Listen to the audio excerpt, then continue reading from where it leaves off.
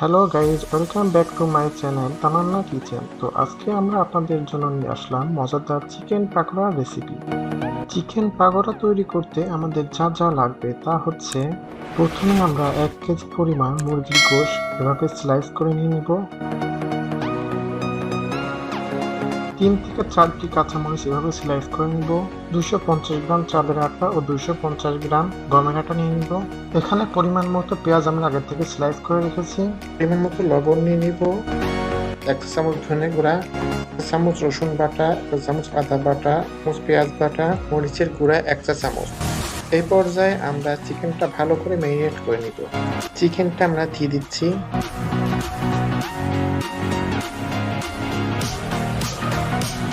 Marinate করতে আমরা পরিমাণ মতো লবণ, রসুন বাটা এবং আদা বাটা, পেঁয়াজ বাটা দিয়ে নিব।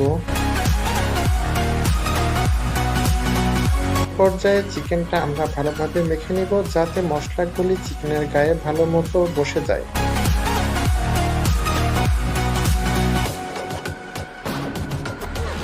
ভালোভাবে মাখানো হয়ে গেলে এই চিকেন ম্যারিনেটটি আমরা 10 থেকে 15 মিনিট রেখে দিব।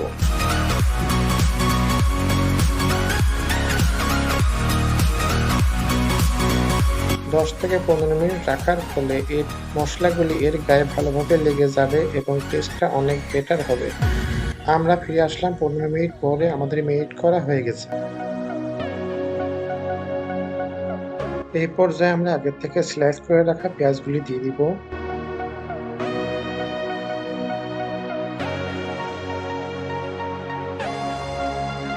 আগে থেকে স্লাইস করে রাখা মরিচগুলিও দিয়ে দিব।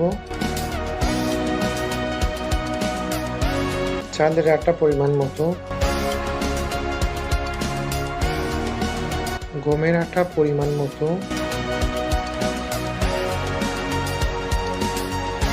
এখানে আমরা হাফ পোয়া পরিমাণ মসুরের ডাল ব্লেন্ড করে নিয়েছি। মসুরের ডালের কথাটি আগে বলা হয়নি, কারণ এটি অপশনাল, চাইলে নাও দিতে পারেন। এখন আমরা কর্নফ্লাওয়ার দিচ্ছি 1 চামচ পরিমাণ।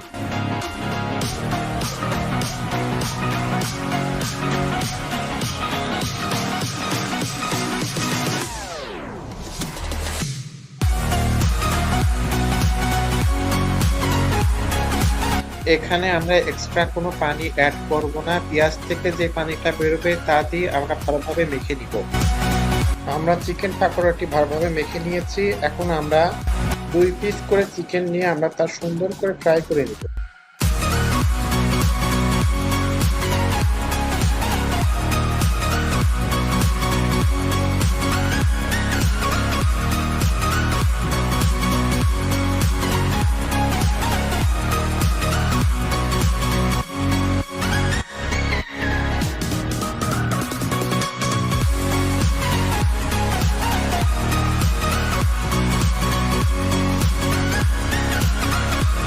ফাইনালি হয়ে গেল আমাদের চিকেন পাকোড়া। রেসিপিটি বাসায় ট্রাই করে অবশ্যই আমাদের কমেন্ট সেকশনে জানাবেন, আর সাবস্ক্রাইব তো অবশ্যই করবেন। আল্লাহ হাফেজ।